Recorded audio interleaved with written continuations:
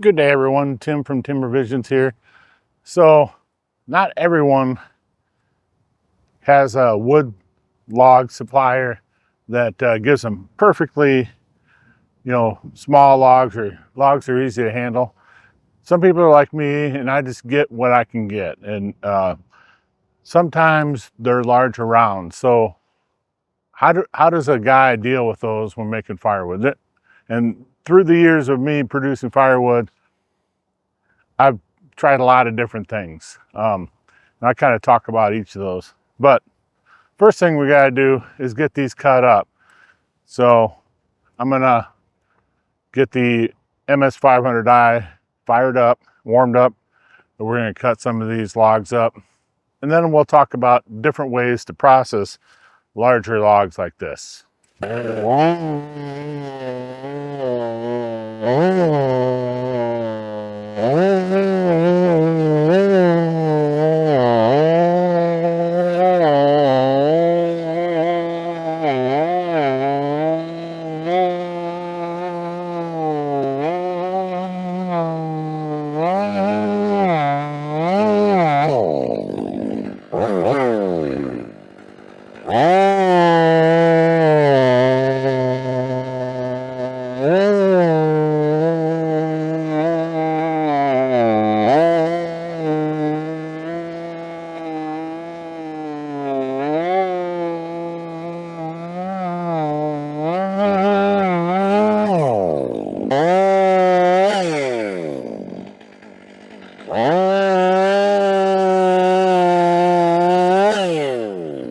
All right, there we have it.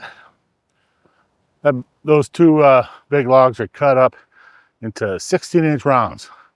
What do you do now? In my younger years, I would have just, picked those up.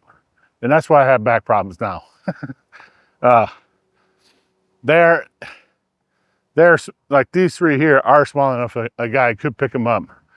But man, you can be grunting to get that done. And if you want to work all day, not advised. So when I first started making firewood, what I would do is this is where the splitting maul would come out. And I would, split these up into manageable pieces with the splitting maul and then go from there. Very time consuming. A lot of energy is used.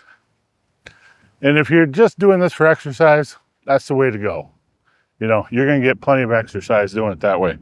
But I need to make a lot of firewood in a fairly timely manner because I only have so much time to devote to doing this. So that was one way I did it early on. Another way that I did it was I would just set a plank up from the ground to my splitter. And I would roll them up the plank to the top of the splitter. But then you're splitting these huge rounds. Now you have two chunks they're half the size of the original round, maybe, that you have to manhandle. And that's a lot of work too. So after that, I went to quartering them with the chainsaw or noodling them. And in doing that, you basically just cut right down with the chainsaw. And it makes those long, stringy, chips rather than, your normal sawdust that's, chips. It makes long strings or noodles. And that's fine, but that uses a lot of gas and time. And there's a lot of times where you're close to the ground. When you get to the bottom there, you're really close to the ground. You might bring that tip forward just a little bit and get it into the dirt or sand, whatever you have under your, some people even do it on cement. That's gonna mess up your chain in a hurry. So that's why I developed my tractor mounted log splitter.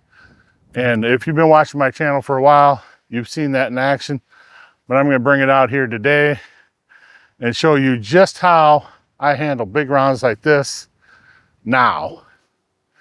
And it's fairly quick. and I can do it for long periods of time. So I can get a bunch of rounds like this all lined up and just split them up. So stick with me. I'll run back to the house, bring the tractor back. We'll get that hooked up and I'll show you how this is done. All right, so here it is. Here's the tractor mounted splitter that I built. And basically I bought this skid steer receiver plate. I had this Yard Max hydraulic splitter. That was the first hydraulic splitter I had for my business slash personal use. And after I got the super split, I wasn't using this anymore. I kind of had it set up as a vertical splitter for a while, but then I was like, screw it. The super split's just faster.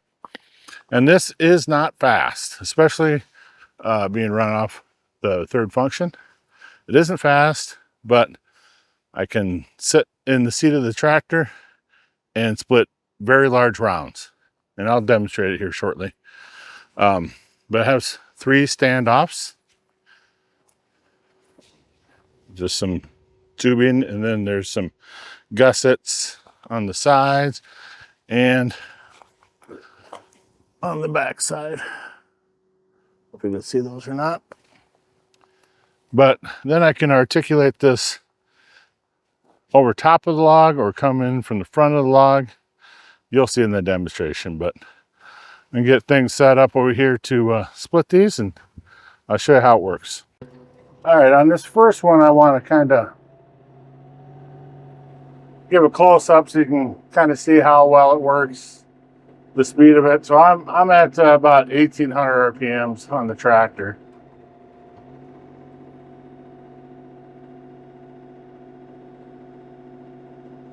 Like I said, it's not super fast, but it will definitely split.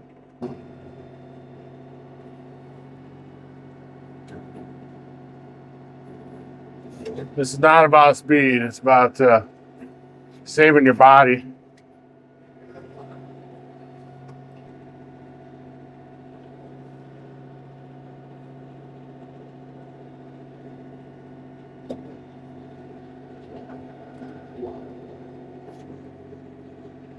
Yeah.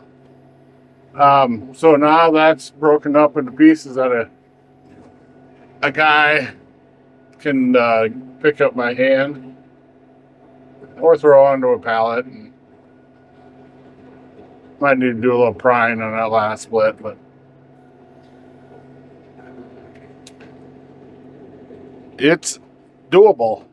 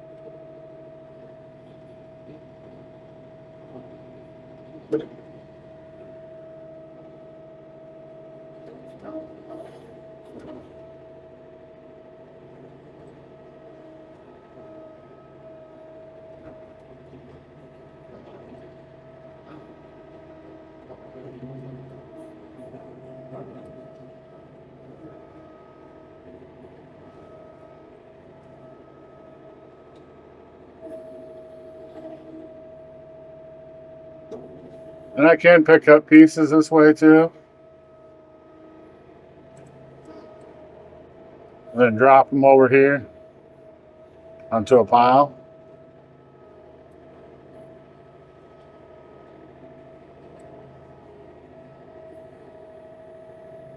I just use a thing to kind of flip things like that. There is a lot of driving back and forth and farting around that way, but if it's cold out, I'm in the cab.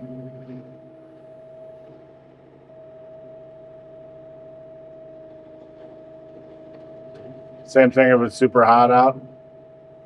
I'm doing a whole lot of wood processing when it's super hot out. But yeah, all those are small enough that a guy can pick them up now, move them by hand or throw them onto whatever. So works pretty good. Well, there you have it. All those big rounds split up into manageable pieces the guy can pick up by hand and get to the splitter. So I know it's not the fastest. I never said it was the fastest. It is the easiest though. Less wear and tear on your body. The older you get, the more you'll understand that. But yeah, it's not perfect. I know Easton made splitters. They make one. I think they made it like a year after I made this one. So I think they stole my idea. I'm just kidding, Andrew. I'm just kidding. You guys have been doing this stuff way more years than I have. Anyway,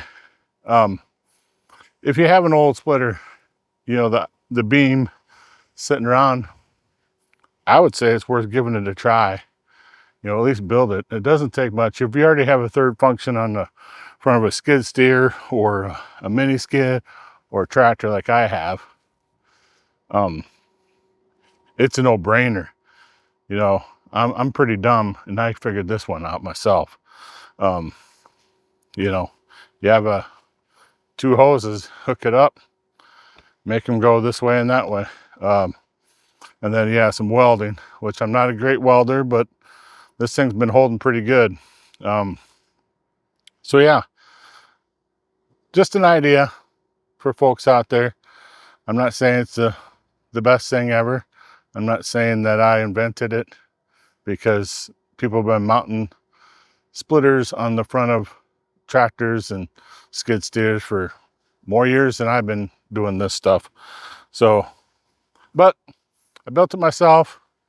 I'm pretty happy with it. And, you know, it works for a need that I had, because I don't get all big logs like this, but I do from time to time. And this is a good way to handle those, rather than using the old methods that I use with the splitting maul or noodling them or rolling them up onto the splitter. Probably rolling them up on the splitter's the best option after this, or a vertical splitter, or if you got a splitter with a log lift, whatever, you do whatever you know, then you don't have to worry about it. And I did spend some time where I would just put them in the bucket of the tractor and then hold them up there. So basically use the tractor as a log lift. But that gets kind of tedious and it's kind of in the way. So anyway, I do want to thank you for stopping in, checking this out. Hopefully you found something useful in here. If you're just getting into splitting wood, maybe one of those methods that I discussed and then showed you here will help you out handling these bigger rounds that a guy just can't pick up anymore. So thanks again for stopping in. Until next time, be safe, brothers and sisters.